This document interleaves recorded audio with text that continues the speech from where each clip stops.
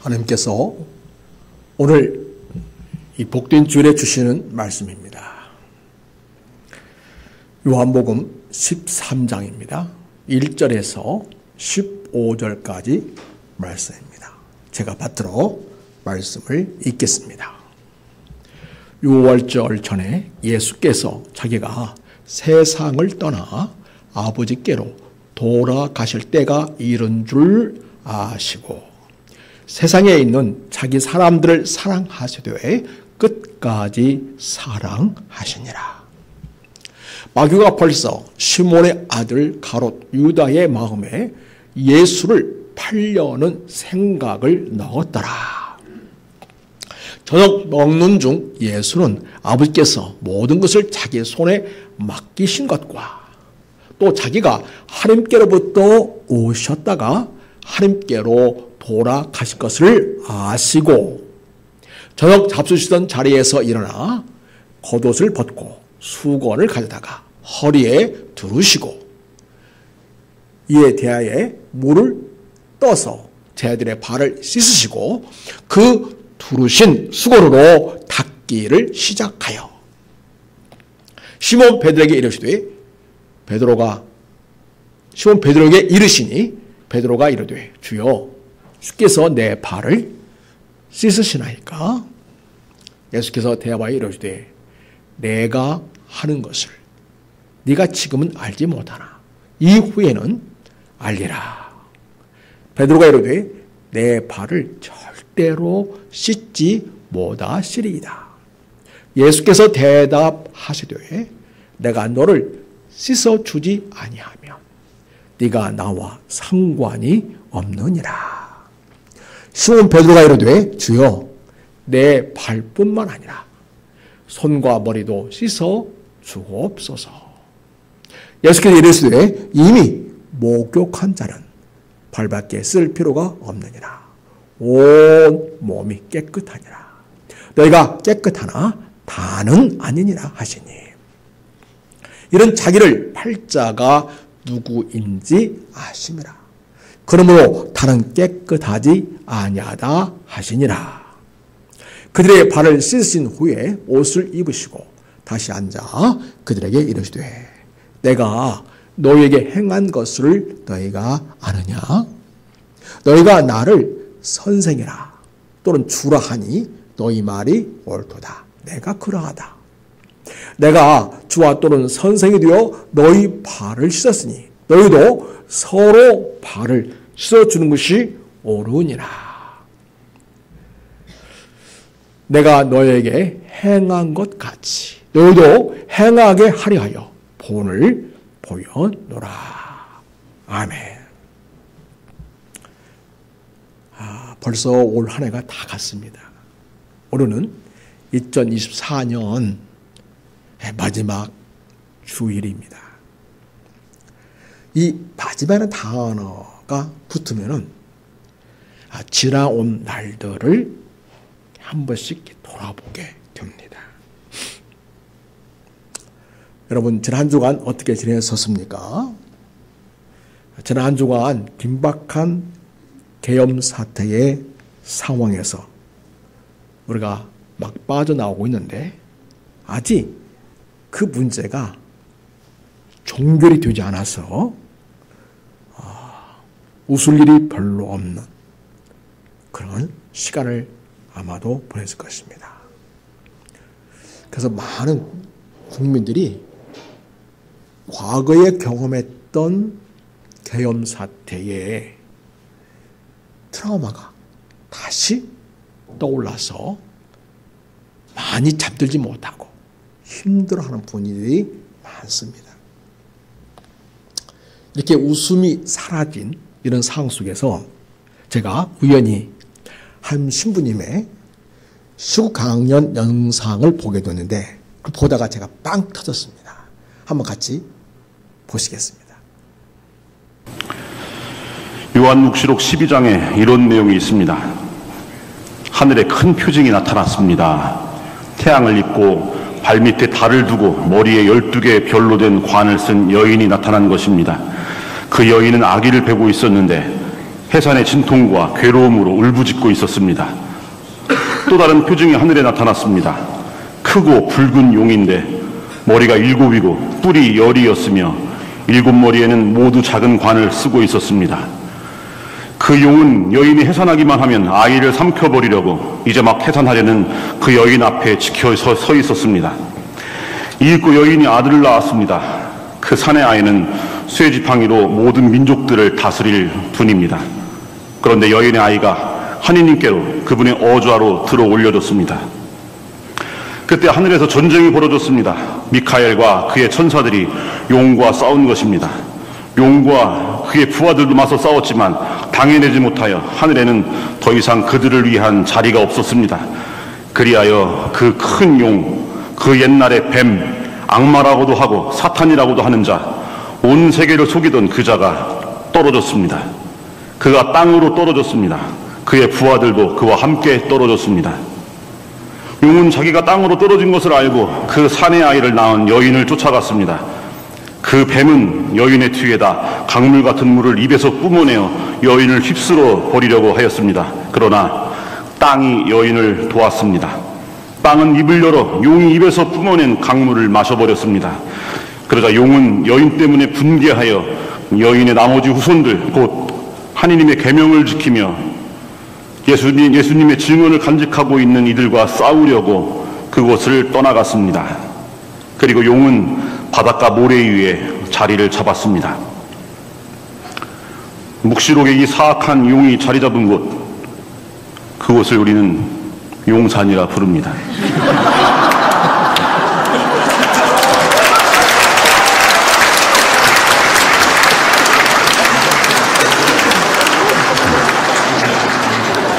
그런데 이 용이란 표현도 가당치 않은 용산의 이무기, 그 옛날의 뱀, 악마라고도 하고 사탄이라고도 하는 자, 온 세계를 속이던 그 자가 지난 12월 3일 밤에 뭐라고 표현할까 고민을 많이 했습니다. 사전도 찾아보고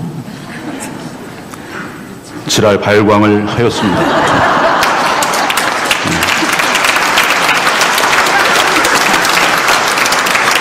지랄 발광은 사전을 찾아보면 개지랄의 경북 방언이라고 나와 있습니다.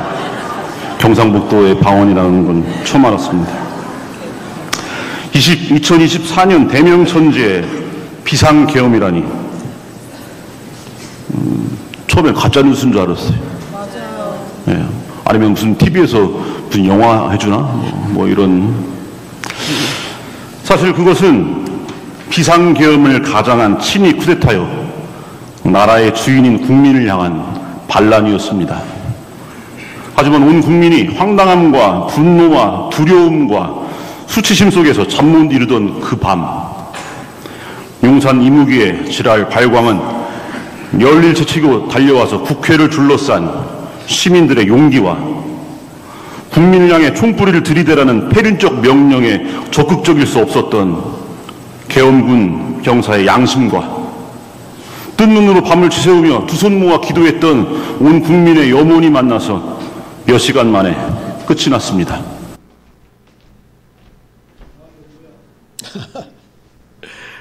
여러분, 우리가 이 계엄 상황 속에서 계속 지나고 있는데 그 수비들이 아직 사업 처리가 되지 않은 상태에서, 그리고 수비의 우두머리인 윤석열은 아직 헌법재판소에서 아직 재판이 끝나지 않았기 때문에 우리는 늘 긴장하고 있습니다. 이런 상황에서 우리는 주님이 주시는 평화를 잃지 않게 되기를 바랍니다.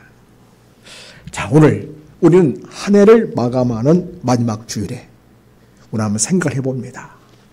우리 인생의 마지막 모습은 어떤 모습이어야 할까 하는 것입니다.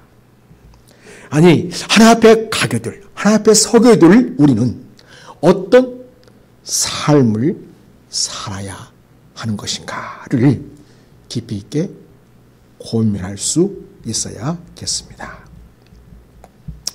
오늘 읽은 말씀을 통해서 우리 인생의 최고의 목표는 끝까지 살아가는 삶을 사는 것이야겠습니다. 그래서 오늘 말씀의 제목은 끝까지 사랑하는 삶입니다. 따라서 해볼까요? 끝까지 사랑하는 삶. 여러분, 그렇다면 끝까지 사랑하는 삶을 산다는 것은 무엇일까요?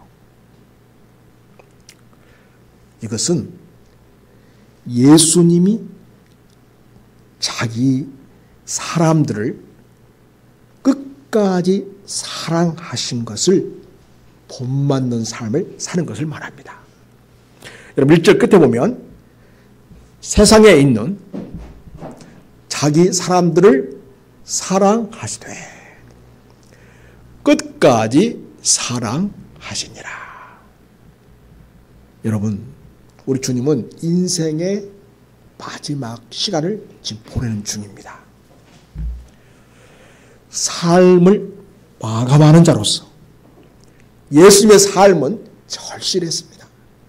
삶을 마감하는 자로서 예수님의 삶은 가장 중요한 것을 선택했습니다. 예수님에게 있어서 가장 절실했고 가장 중요한 삶은 무엇이었는가? 오늘 예수님의 말씀을 통해서 보면 자기에게 주어진 사람들을 사랑하는 삶이었습니다. 언제까지? 끝까지. 자기 생명을 다하는 그 순간까지 사랑하는 삶이었습니다. 그렇습니다. 사랑하는 여러분,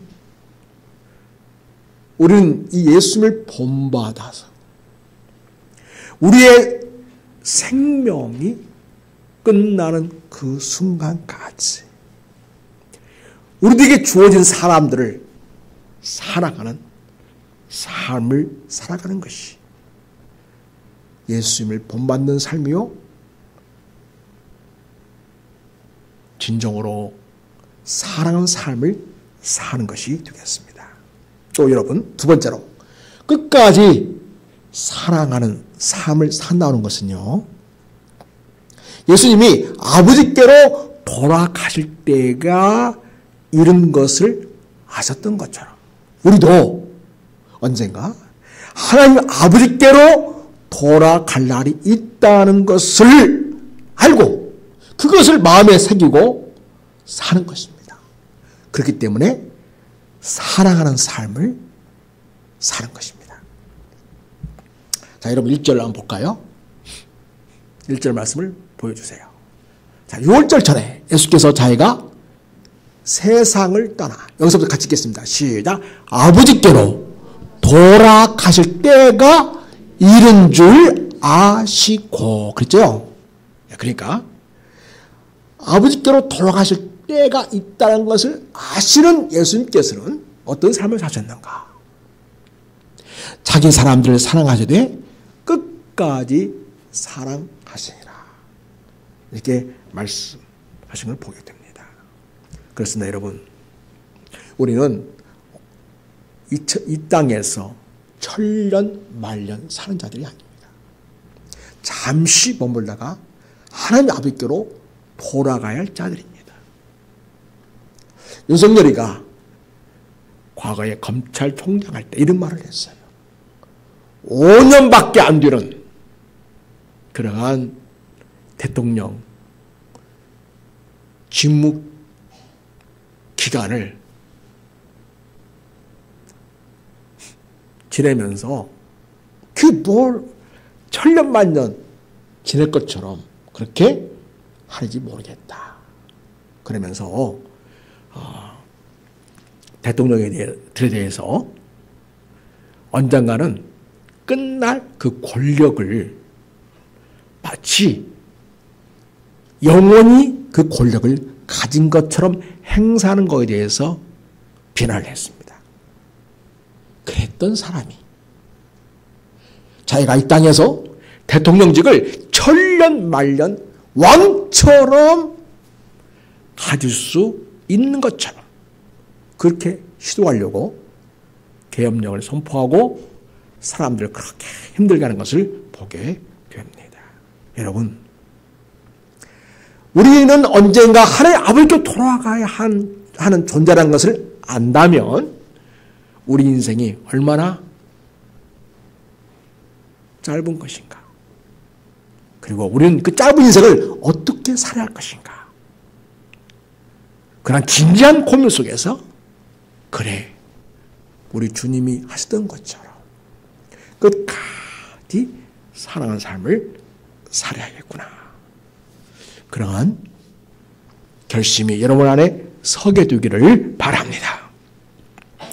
여러분, 3절을 보면요. 저녁 먹는 중 예수는 아버지께서 모든 것을 자기 손에 맡기신 것과 또 자기가 하나님께로부터 오셨다가 하나님께로 돌아갔을 것을 아시고, 저녁을 먹으면서 우리 주님의 생각은 당시 언젠가는 하나님 아버지께로 돌아가야 된다는 것을 그렇게 마음에 새기고 있었다는 말씀 우리가 보고 있습니다. 우리 예수님은 하나님께서 자기를 이 세상으로 보내받아 오시게 되었는데 하나님께로 돌아갈 때가 있다는 것을 아시는 마음으로 살면서 그분이 하신 일은 바로 자기 사람들을 사랑하는 것이었습니다. 여러분, 우리 예수님 이런 말씀하셨죠? 마음에 미움을 품지 말아라. 그것도 역시 살인이다. 그렇게 말씀하셨어요. 사람을 진짜로 죽여야만 살인이냐? 마음에 미워하는 마음만 품어도 이미 살인이다. 그렇게 하셨습니다. 여러분, 실제로 우리가 이번 쿠데타를 통해서, 계엄을 통해서 우리가 그걸 확인하지 않았습니까? 야당 정치인들을 자기 뜻대로 안 된다고 하고, 그리고 자기가 생각한 대로 이 야당 정치인들이 협조하지 않는다는 거기에 분개해서 미운 마음을 가지게 되었죠. 그리고 저들을 결국은 쓸어버려야겠다. 그래서 여러분, 이 미운 마음은요, 결국 뭐를 잉태해요? 살인을 잉태합니다. 살인을. 그래서 예수님께서는 사람을 꼭 죽여야만 살인이 아니다. 미운 마음을 품어도 이미 그 마음에 살인을 한 것이다. 이렇게 말씀하셨습니다. 사랑하는 여러분, 실제로 미운 마음도 전혀 품지 않는 거 쉽지 않죠? 예, 그렇습니다. 그러나 여러분, 꼭 기억하십시오. 우리 모두는 언젠가는 아버지께로 돌아가야 할 자들이고 인생을 마감해야 할 자들인데 우리가 하나님 아버지께 돌아가서 내가 어떻게 인생을 살았다고 아버지 앞에 말할 수 있어야 할까요? 평생 미워하면서 저놈 죽일 놈, 그리고 시기하고 질투하면서 비하고 또 미워하면서 그렇게 살다가 왔습니다. 그 이야기를 들으시는 하나님께서 어떤 생각을 하실까요? 사랑하는 여러분, 우리 예수님께서는 자기 인생이 얼마 남지 않은 그 순간에 자기는 하나님 아버지께로 돌아갔을 것을 아셨고, 우리 예수님은 미움이 아니라 끝까지 사랑으로 자기 제 아들을 사랑해 주셨습니다. 여러분, 또 세 번째로 끝까지 사랑하는 삶을 산다는 것은 주님께 받은 사랑을 기억하면서 나도 그 사랑으로 사랑하며 사는 것입니다. 그런데 여러분, 가룟유다는 어떻게 했습니까? 주님께 받은 사랑을 배반했습니다. 그 주님을 팔아 넘겨서 죽게 하지요. 이 가룟 유다는요, 결국 예수님의 제자로서 가장 예수님 곁에서 예수님의 사랑을 받고 예수님의 은혜를 받은 자였지만 그 사랑과 은혜를 배신으로 갚는 것을 보게 됩니다. 그리고 결국은 예수님이 죽음에 넘겨지게끔 그렇게 은 30냥에 예수님을 팔아 넘기는 모습을 보게 됩니다. 끝까지 사랑하는 삶을 산다는 것은요, 이 가룟 유다처럼 사람을 죽이는 마음으로 살지 않는 것을 바랍니다. 우리 성도님들은 미움으로 하루 종일 마음에 품고 사는 자가 아니라 자기를 팔 것을 아시고도 자기를 배반할 것을 아시고도 끝까지 가룟 유다를 사랑하신 주님을 본받아서 우리가 할 수 있기를 바랍니다. 그러나 그 정도는 못한다 할지라도 미운 마음을 주님께 기도하면서 해결하고 분노의 마음을 내 안에서 제거하면서 성령으로 충만한 그런 마음으로 가득해지시기를 바랍니다. 여러분 2절을 볼까요? 2절 말씀은 이런 말씀이 있습니다. 어떻게 가룟 유다는 예수님을 팔 생각을 다 했을까요? 자, 2절 같이 한번 읽어보겠습니다. 시작. 마귀가 벌써 시몬의 아들 가룟 유다의 마음에 예수를 팔려는 생각을 넣었더라. 여러분, 이 말씀은 무슨 말이냐 하면 마귀가 가룟 유다의 마음속에 예수님을 팔려는 생각을 넣어 주었다고 합니다. 그러면 그 다음에 어떻게 해줄까요? 가룟 유다의 반응은 어떻게 했을까요? 정신 바짝 차리면서 아니 내가 무슨 이런 생각을 다 하지? 왜 내가 이런 생각이 다 들지? 하면서 멈춰야 했지요. 그런데 사탄이 넣어준 그 생각을 자기 것으로 받아들인 거죠. 그리고 예수를 팔아 넘겨 죽게 하자는 생각을 자기 것으로 받아들인 것이었습니다. 여러분, 사탄은 종종 우리에게 살인적인 생각을 자꾸 집어넣어 줍니다. 미워하게 만들고, 시기하게 만들고, 질투하게 만들고, 분노하게 만들고, 죽이고자 하는 마음을 집어넣어 줍니다. 여러분, 그때마다 머리를 흔드세요. 아니야, 이건 아니야. 이건 주님이 기뻐하실 마음이 아니야. 이건 예수를 믿는 사람이 가져야 할 마음은 아니야. 아니야. 하면서 여러분, 그런 마음 들거들라 기도하세요. 주님, 제가 참 별의별 생각을 다 합니다. 제 마음속에 살인하고자 하는 마음이 많습니다. 미워하고자 하는 마음으로 가득 차 있습니다. 내게 질투하고 시기하는 마음이 너무 많습니다. 주님, 이 잘못된 마음들을 내게서 떠나가게 하시옵소서. 선포하십시오. 이 사악하고 더러운 마귀 새끼야, 내게 미워하고 시기하고 질투하는 마음을 넣어주는 이 모든 악한 행동을 하는 마귀 새끼는 내게서 예수 그리스도의 명령하오니 떠나갈지어다. 여러분, 선포하시면서 그 악한 생각을 떨치시기를 바랍니다. 언제까지 기도해 둘까요? 그 생각이 떠나갈 때까지. 그리고 여러분 마음이 평안으로 가득 채워질 때까지 계속 기도하시기 바랍니다. 주님, 내가 미워하는 마음, 주고 싶은 마음, 시기하고 질투하는 이 마음을 내게서 제게 해주시고 주님의 그 사랑한 마음으로 내게 부어주시옵소서. 성령이여 내 마음을 주님이 주시는 평안으로 사랑으로 가득 채워주시옵소서. 기도할 수 있기를 바랍니다.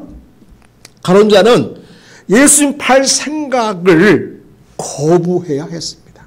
털어내야 했습니다. 이런 생각이 자기 마음에 자리 잡지 못하게 해야 했습니다. 이 생각을 따라 예수님을 죽음으로 몰고 가는 그런 일을 중단해야 했습니다. 그러나 가룟 유다는 이 살인적인 그 마음, 그 생각이 이끄는 대로 마음을 정했고 행동에 옮겼습니다. 그것이 가룟 유다 인생의 비극이었습니다. 결국 나중에는 예수님 팔고 예수님 십자가에 처형되는 그 과정으로 가게 될 때에 가룟 유다는 나중에서 양심의 가책을 느끼고 가책을 느낀 다음에 회개되겠죠? 회개하는 것이 아니라 양심의 가책을 느끼고 그런 스스로 자기 목숨을 끊는 어리석은 선택을 했던 것입니다. 이렇게 여러분 마귀가 넣어준 잘못된 생각은요 그 생각으로 그 인생이 망하게 합니다. 그럼 우리는 털어내야 됩니다. 떨쳐내야 됩니다. 거기에 사로잡히면 안 되겠습니다. 여러분 우리 이번 계엄 사태에서 우리가 본 것처럼 구구적인 사고, 미식적인 태도는 결국 사람을 죽이는 데까지 끌고 가는 것을 우리는 보고 있습니다. 계엄을 준비하던 한 이전에 장군이었던 그 자의 수첩에서 이런 단어들이 나왔습니다. 수거. 여러분 뭐 사람이 쓰레기입니까? 수거. 마치 쓰레기를 수거하듯이 수거한다는 거죠. 자, 여러분 미식적인 사고 있지 않습니까?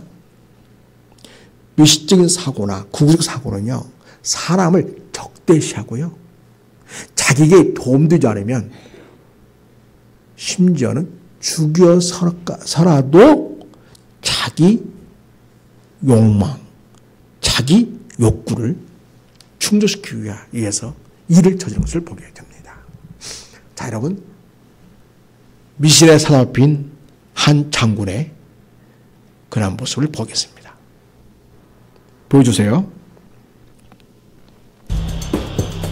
롯데리아 모의를 주도한 노상원 전 정보사령관이 한 무속인과 함께 운영하던 점집입니다. 경찰은 점집에 있는 노상원 씨의 방을 압수수색하면서 수첩 한 권을 발견했습니다. 60-70페이지 정도의 손바닥만한 수첩엔 계엄을 사전에 계획한 내용이 들어있었다고 경찰은 밝혔습니다. 국회 봉쇄라는 내용이 포함됐고 정치인과 언론인, 종교인, 노동조합과 판사, 공무원을 수거 대상이라고 지칭한 부분도 있었습니다. 수거 대상, 즉 체포 대상으로 추정되는 대목엔 실명이 적혀 있었다고 합니다. 수첩엔 이들을 체포한 뒤 어떻게 수용하고 처리할지까지 기재돼 있었습니다. 경찰은 노 전 사령관이 진술에 소극적인 태도를 보이고 있다며 롯데리아 모의를 함께한 정보사 관계자들을 대상으로 수첩 내용과 작성 배경 등을 조사하고 있습니다.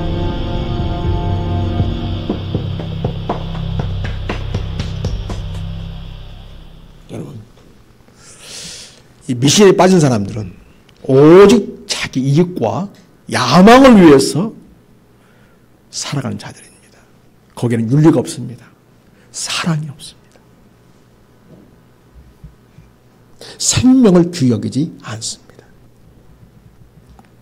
자기 위에 모든 사람은 자기 출세와 자기 부를, 자기 권세를 더 갖기 위해서 이용하고자 하는 수단에 불과합니다.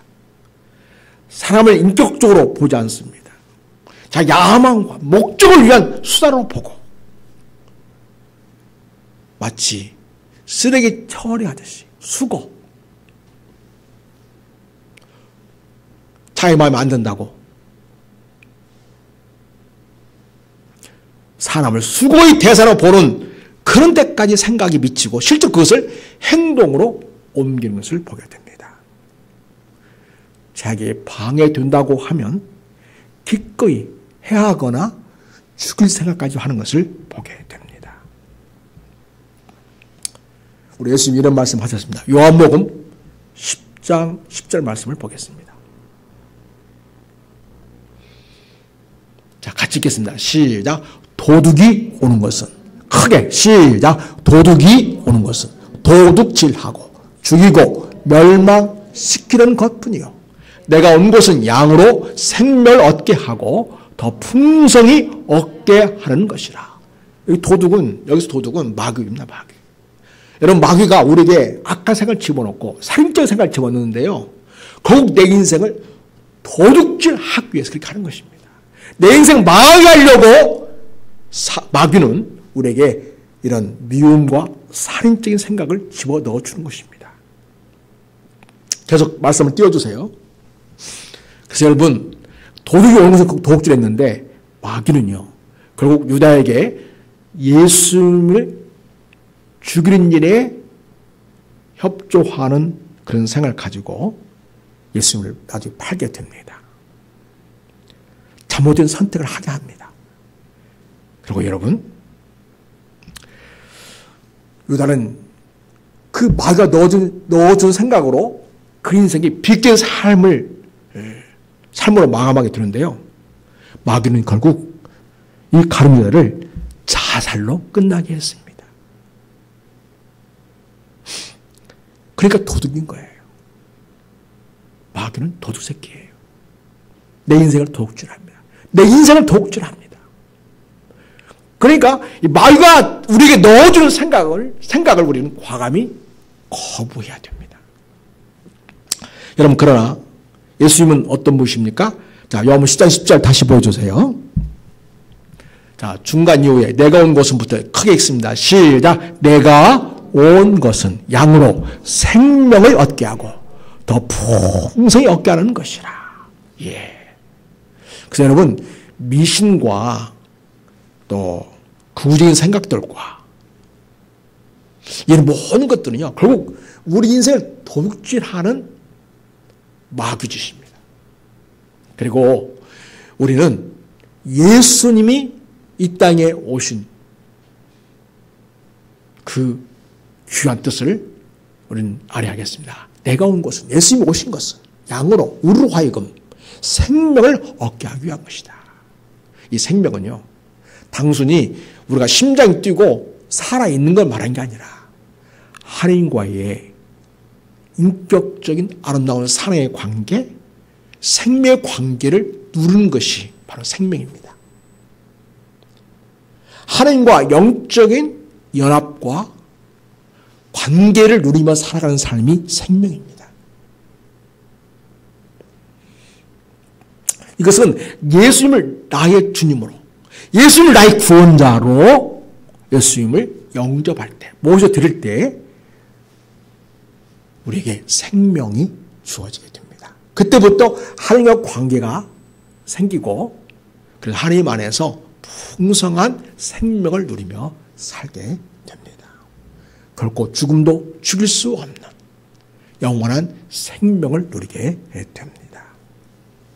그래서 예수님은요, 내가 온 것은 양으로 생명을 얻게 하고 더 풍성히 얻게 하는 것이 우리 주님께서 우리 인생을 향하신, 우리를 향하신 아름다운 계획이고 그것이 목적이었습니다. 그리고 예수님은 그렇게 끝까지 우리를 사랑하는 삶을 사신 것을 보여주었습니다. 자, 그 다음에 여러분, 네 번째로 끝까지 사랑하는 삶을 산다는 것은 주님이 보여주신 본을 따라서 상대방을 겸손히 섬기는 삶을 사는 것입니다. 4절 보여주십시오. 4절 보면, 자, 4절부터 우리 쭉 같이 말씀 읽겠습니다. 같이 읽습니다. 저녁 잡수던 자리에서 일어나 겉옷을 벗고 수건을 가져다가 허리에 두르시고, 자, 그 다음 대야에 물을 떠서 제자의 발을 씻으시고 그 두르신 수건으로 닦기를 시작하여 시몬 베드로에게 이르시니, 베드로가 이르되 주여 주께서 내 발을 씻으시나이까? 예수께서 대답하여 이르시되 내가 하는 것을 네가 지금 알지 못하나 이후에는 알리라.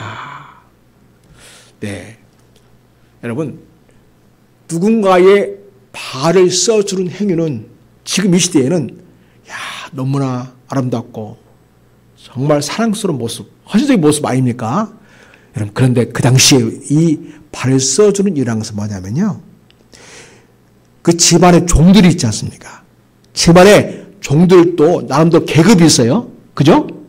예, 높은 어떤 그 위치에 있는 종이 있고 아주 낮은 위치에 있는 또 종이 있어요. 종도 종 나름이에요. 그 당시에 그랬습니다. 자, 그런데 어떤 사람이 주인의 발을 써주는가? 그 집안에서 가장 낮은 위치에 있는 종이 하는 역할이 뭐냐면 발을 써주는 일을 하는 것입니다.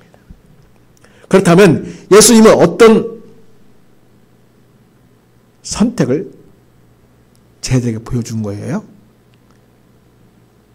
제자들을 사랑하시는데 어디까지 내려가신 거예요?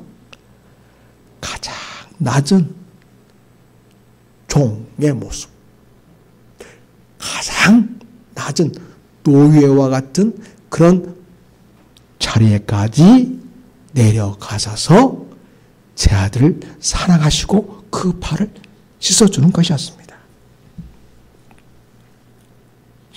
요즘은 사람들이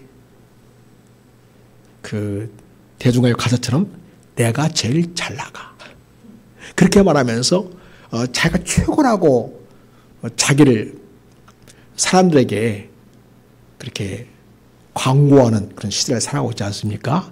이런 시대 속에서 내가 가장 마음을 낮추고 겸손한 자세로 상대방을 대한다는 것은 쉽지 않습니다. 그러나 여러분, 우리는 예수님을 믿는 사람입니다. 예수를 믿는다는 것은 예수님을 따르는 삶을 사는 자들이라는 것입니다. 예수님을 따른다고 하는 것은 예수님처럼 낮은 자세로 상대방을 존중히 여겨주고 높여주고 세워주고 인정해주고 섬겨주는 것을 말합니다. 예수님이 누구십니까? 온 우주를 창조하신 창조주십니다. 하나님의 아들이신 분이십니다. 천사와 천군들로부터 경배와 찬송과 영광을 받으시는 분이십니다. 온 세계 주이신 그분이십니다. 그분이 사람의 몸을 입고 오셔서 가장 낮은 자세로 지금 제자들의 발을 씻겨주고 있는 것입니다. 그런 모습의 베드로는 너무 낯설었습니다. 이런 일은 본 적이 없었거든요. 그래서 베드로가 말하죠. 예수님 지금 저한테 오시는 거예요? 제 발 씻으려고요? 안 돼요, 하나님. 예수님, 제 발 씻을 수 없습니다. 씻지 마세요. 그렇게 말할 때 주님이 뭐라고 했습니까? 내가 하는 것을 네가 지금은 알지 못하나 이후에는 알리라 그랬어요. 다른 성경에서 어떤 얘기가 있냐면 내가 너의 발을 씻지 않는다면 너는 나와 상관이 없느니라 그랬어요. 예수님은 낮은 자세로 제자들을 사랑하시고 섬겨주심으로써 진정 제자들을 존중해주고 사랑해주고 인격적인 아름다운 관계를 갖는 것을 기뻐하셨던 것입니다. 그래서 기꺼이 낮은 자세로 제자들의 발을 씻겨줄 수 있었던 것입니다.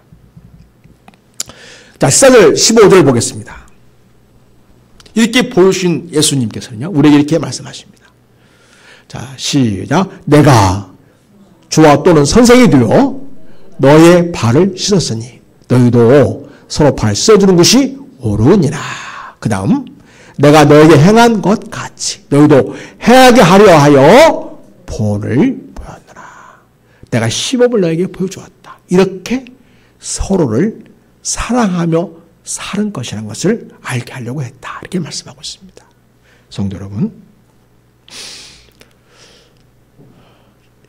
우리는 끝까지 사랑하는 우리 주의 모습을 보고 있습니다. 자, 이와 같이 낮은 자세로 겸손하게 섬기며 사는 삶, 그것이 끝까지 사랑하는 삶을 사는 것입니다. 자, 그 다음에 다섯 번째, 끝까지 사랑하는 삶을 산다는 것은 예수님이 주신 구원과 그리고 생명의 삶을 사는 것입니다. 자, 8절에 제가 말씀을 금방 드렸는데요. 베드로가 이르되 내 발을 절대로 씻지 못하리이다. 예수께서 대답하시되 내가 너를 씻어주지 아니하면 네가 나와 상관이 없느니라. 그러니까 예수님이 씻겨준 씻김을 받는 것이 베드로는 예수님과 상관된 자, 연결된 자가 된다는 거죠. 인격적인 관계를 맺는 자가 된다는 것입니다. 자, 여러분, 씻는다는 말은 무엇일까요? 단순히 발에 있는 냄새를 제거하고 오물을 제거하는 그런 씻음을 말하는 것일까요? 예수님은 발 씻음을 통해서 여기서 어디로 끌고 가냐면 성김의 모습을 보여주는 본도 보여주시면서 동시에 이 발 씻는 걸 통해서 예수님 어떤 분이시다? 우리의 인생을 씻어주는 분이라는 거죠. 무엇을 씻어주시나요? 우리의 죄를 씻어주시는 분이라는 것을 여기 암시하고 있는 거예요.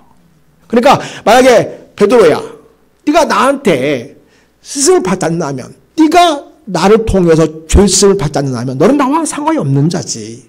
너는 죄 있는 그대로 살다가 너는 멸망당할 뿐인 거야. 이렇게 말씀하고 있는 것입니다. 그러니까 베드로 이렇게 말합니다. 9절에 베드로가 이르되 주여 내 발뿐 아니라 손과 머리도 씻어 주옵소서. 우리 예수님은요, 일상적인 타을 하다가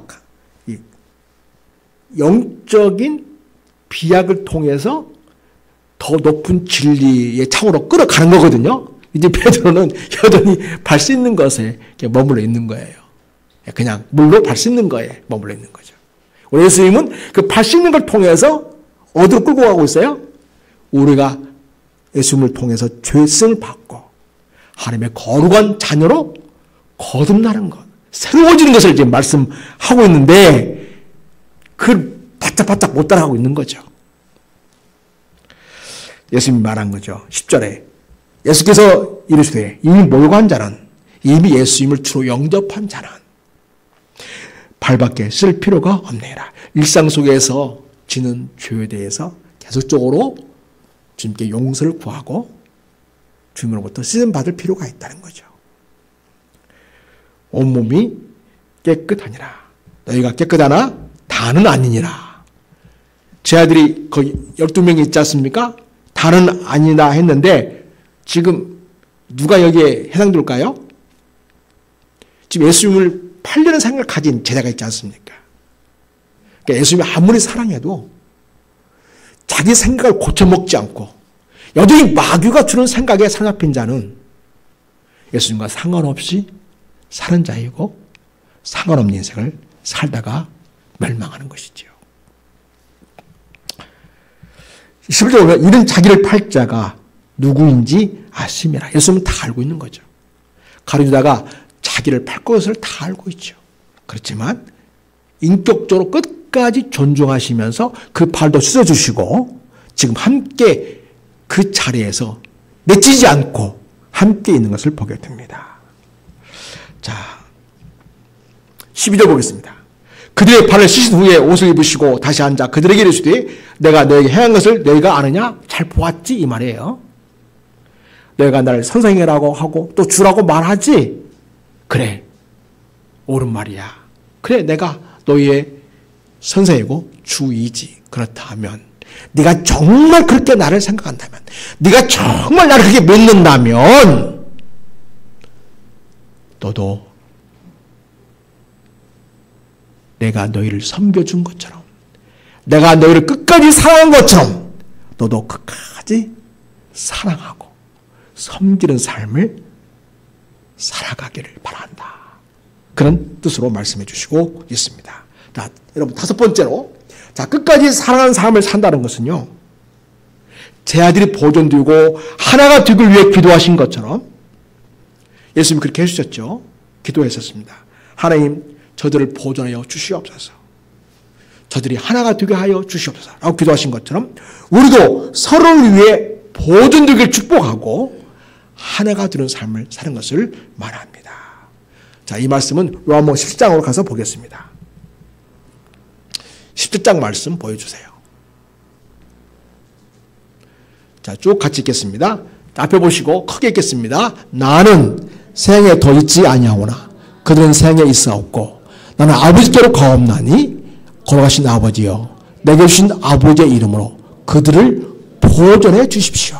그리고 우리와 같이 그들 또 하나가 되게 해 주십시오. 그래서 제 아들이 보존되기 위해서 축복하고 하나님과 예수님이 하나인 것처럼 쟤를 또 하나가 되길 바란 마음으로 축복하는 것을 보게 됩니다. 사랑하는 여러분, 우리가 끝까지 사랑하는 삶을 산다는 것은 이와 같이 서로의 보존을 위해서 축복하며 기도해 주는 것입니다. 또 진정 우리가 하나 되기 위해서 힘쓰고 위해서 하나 되기 위하여 기도하는 것이 필요합니다. 그것이 끝까지 사랑하는 일입니다.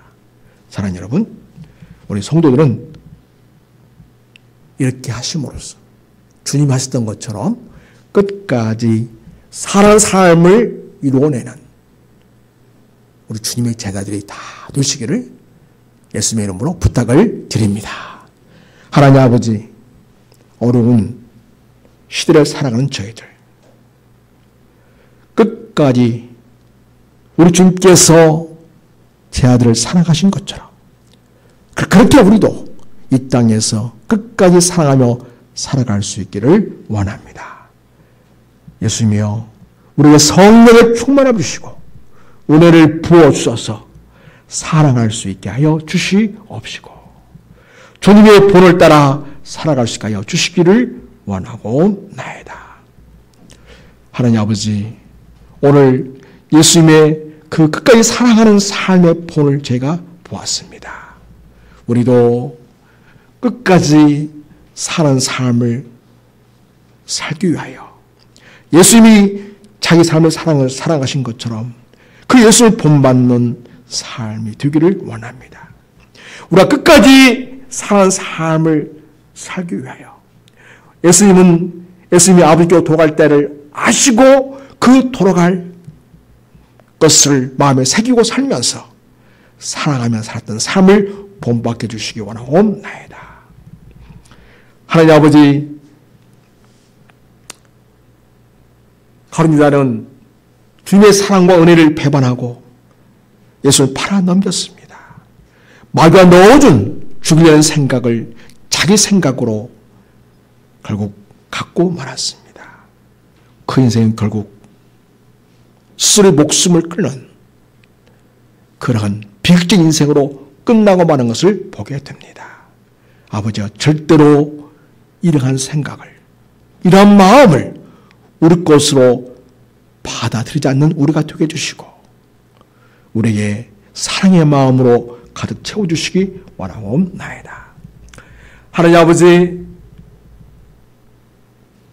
이기적인 생각과 또 미시적인 생각으로 오직 자기 유익만을 위하여 다른 사람을 자기 희생양으로 삼고 다른 사람을 죽이면서까지라도 자기 야망을 이루고자 하는 악한 생각을 우리에게서 떨쳐내게 하시고 겸손하고 낮은 마음으로 주님 주신 본을 따라서 겸손히 섬기며 사는 삶이 되게 해주시옵소서. 우리 주님께서 제자들을 축복하시던 것처럼 우리가 온전히 보존되어지고 그리고 하나가 되기 위해 기도하셨던 것처럼 우리도 서로의 보존과 하나 되기 위해서 축복하고 기도함으로써 끝까지 사랑하시는 우리 주님의 본을 따라 우리도 그렇게 살기를 원합니다. 주여, 우리를 성령으로 충만케 하시고 그러한 주님의 제자로 살게 하여 주시옵소서. 우리를 사랑하시는 주 예수 그리스도의 이름으로 기도드립니다. 아멘.